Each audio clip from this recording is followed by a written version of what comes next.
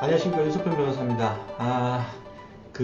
제 영상 중에 개인 회생을 제외한 다른 회생 절차에서 채권이 어떻게 확정이 되느냐, 그거는 설명이 되어 있는데, 개인 회생은 설명을 해놓은 게 예전 게 있는데, 그걸 물어보시더라고요. 그래서 개인 회생은 말이 회생이지 다른 회생제도하고는 별종입니다. 별개의 제도라고 보시면 돼요. 특이사항이 되게 많거든요. 예. 근데 개인회생 절차에서는 일단은 채권 신고 제도가 없어요. 개인회생 신청한 채무자가 채권자 목록을 작성해 가지고 법원에 제출을 하거든요. 그러면 각 채권자들한테 그 채권자 목록이 붙어 있는 걸 이제 송달을 해요. 그러면 적혀져 있는 자기 채권이 맞으면 가만히 있으면 돼, 채권자들이. 예. 근데 안 맞아. 그러면 이의를 채권자가 해야 되거든요. 근데 그 이의가 채권자가 제출한 증빙자료하고 이렇게 딱 보니까 그 채권자 이의가 타당한 거야. 그러면 채권자 목록을 수정을 해야 돼요. 근데 그 이의가 개인회생 신청 채무자가 보니까 이의가 부당해. 인정을 못하겠어. 그렇게 되면은 개인회생 절차 안에서 채권조사 확정재판이라고 하는 간이한 절차가 있습니다. 빨리 이제 신속하게 해야 되는 게 이게 목적이니까.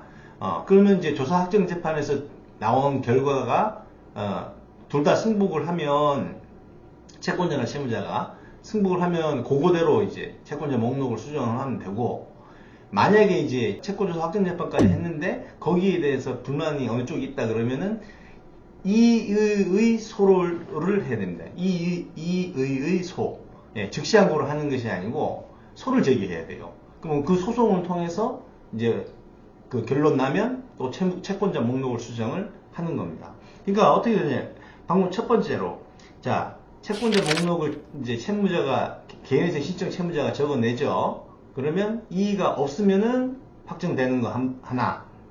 이의했는데 검토해보고 보니까는 타당해. 그러면 확정되는 거 하나. 이의했는데 이거 채무자가 봤을 때는 그거 아닌 것 같아. 그럼 채권조사 확정재판 결과로 확정되는 경우. 근데 채권조사 확정재판도 불만이야. 그래서 이의의 소로 확정되는 경우 하나. 요렇게 되는 거죠. 자, 그리고 개인회생 절차는 회생위원이라고 하는 관련자가 있긴 한데, 개인회생은 개인회생 신청 채무자의 자기 자산과 부채에 대한 관리 처분 권한이 어디로 이동하지를 않습니다. 그래서 기존에 소송이 걸려 있는 상태에서 개인회생 신청을 들어가더라도 소송이 중단이 안 돼요. 예, 그래서 기존 소송은 그대로 거기서 결론을 내야 돼요. 그 채권은.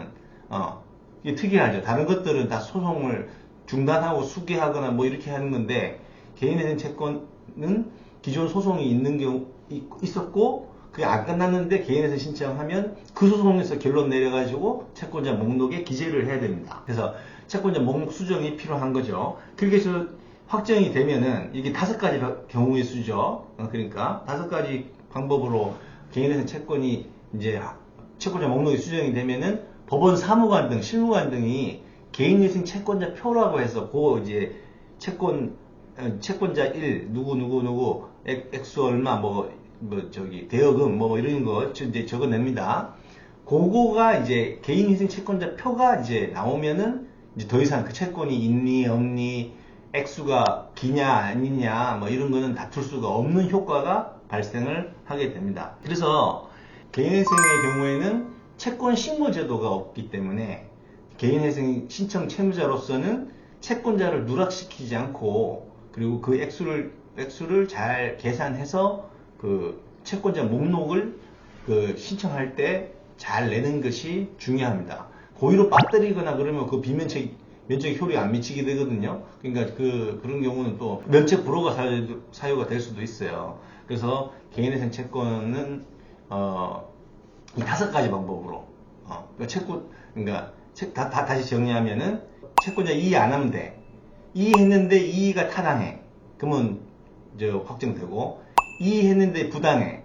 그러면 채권조사 확정재판으로 해가지고 확정되는 경우, 채권조사 확정재판도 뭐 불만이야. 그러면 이의 소로 하는 거. 그 다음에 기존 소송이 있었던 것은 중단이 안 되고 계속 진행하니까 거기서 결론 내려가지고 채권을 확정하는 거. 이게 5가지로 정리를 해볼 수가 있습니다.